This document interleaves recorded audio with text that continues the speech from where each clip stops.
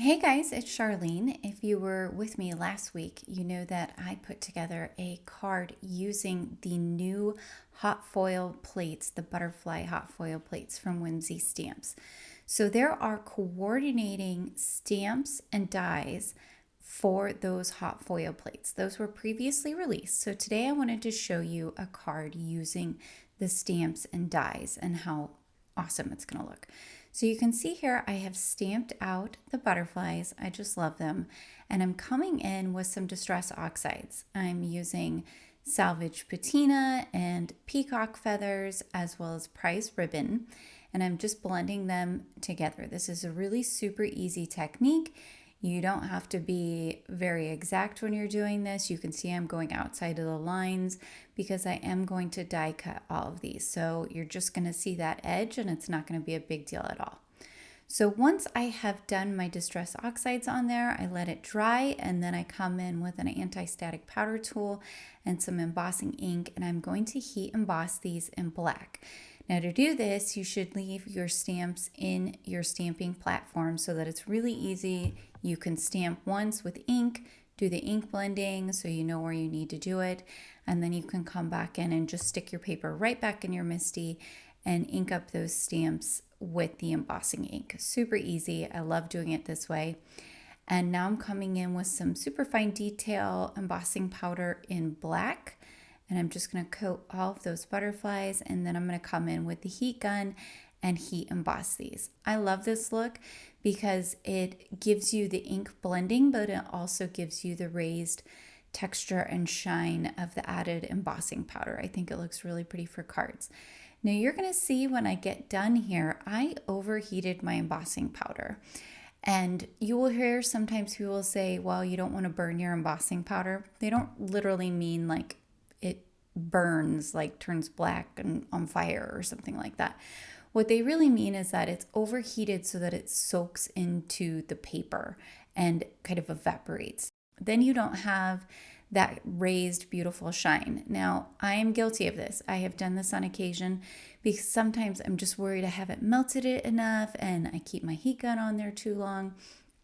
But one thing I always like to do, I like to leave my stamps in my MISTI until I am completely done, because you can go back in and you can see there. See, it's not quite looking right. It's okay. It has some shine. It would be fine if you wanted to use it like this, but I'm going back in and I'm adding a second coat, and that's going to fix the problem right up. And no one will ever know that I messed up. Well, except for all of you guys. No one will ever know that I messed up the first layer and burned my embossing powder. So I'm coming in, I'm going to put that second layer on there, make sure I get it nice and coated. And then again, I'm going to come in with the heat gun and melt the embossing powder with the heat. So you could do this also by stamping in black pigment ink and then heat embossing with clear embossing powder. Depending on the look I'm going for, I sometimes like to do it that way, and sometimes I like to use the black embossing powder. I think the black embossing powder gives it a little bit more oomph, if that makes sense, because it just, the embossing powder is these little tiny micro kind of pellets of plastic essentially. And when you melt that and it's clear over black ink, yes, you're going to get the shine, but you don't quite get the same level of dimension because you're just looking through the clear embossing powder to the black ink versus looking at actual embossing, all of the powder being black that's been melted.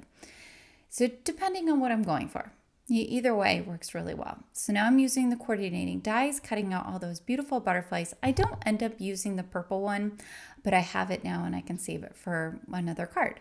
So I've done some ink blending off camera to match the same colors as that first butterfly, and I have cut out this super cute hello word and shadow. I cut the shadow out from black cardstock, and I cut the letters out from that ink blended panel that I did just a minute ago. Now I cut out 2 more layers of the shadow in black cardstock because I want the entire thing to be raised on my card. So oftentimes you'll see people cut out multiples of the letters because they want the letters to be raised. And I do that pretty much all the time on my cards. But you also can cut out multiple layers of your shadow to raise the entire thing up off of your card rather than just the individual letters. So this is kind of a fun, different look that you can do. And now I've cut out a piece of white cardstock, and I am going to use the same Distress Oxides to do some splashes on the card panel. So everything's going to be tied in together and color coordinated. And I'm just doing that by stamping a little bit on an acrylic block, and then I spray a little bit of water on there, and then I have my fan brush and I'm tapping it on my finger. Now, ideally, you want to do this in an area either that's easy to clean up, like I have done it here on my craft mat, or you might want to do it in a cardboard box. Now, in hindsight, I probably should be using my splat box for these kinds of things because then it's less work. You don't have to clean off your surface because your splat box is just meant to get messy. So it doesn't matter if you leave the splats there. All right, now I'm going to come in with some liquid adhesive and I'm going to glue that card panel to a piece of black cardstock so that I have a nice thin frame all the way around the card panel. And then I'm going to go ahead and I'm going to put my butterfly and my hello word on there. But you can see how pretty that splatter looks. It just creates a really nice background. You also could use some pattern paper if you wanted to. That would look nice as well. But this is just a quick and easy way to create a fun background on a card.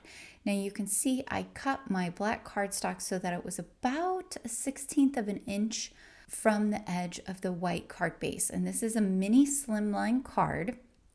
So it is 3.5 inches tall and 6.5 inches wide.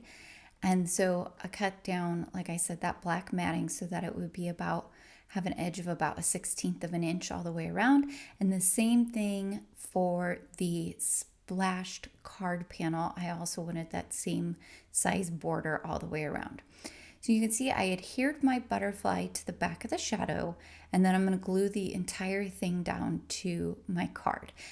So now I am popping up my butterflies here with some foam tape, so they're going to have some dimension, and they're both popped up on the right and the left, and that's going to offset the butterfly in the middle that is down flat. So that's a thing that you can do. Here's my finished card, guys. I think it turned out really lovely. I think that embossing powder looks amazing. All right, well, I hope you will join me over on the Whimsy Stamps Facebook inspiration group. Remember, you can also follow Whimsy Stamps on Facebook, Pinterest, and Instagram. And until next time, guys, happy crafting.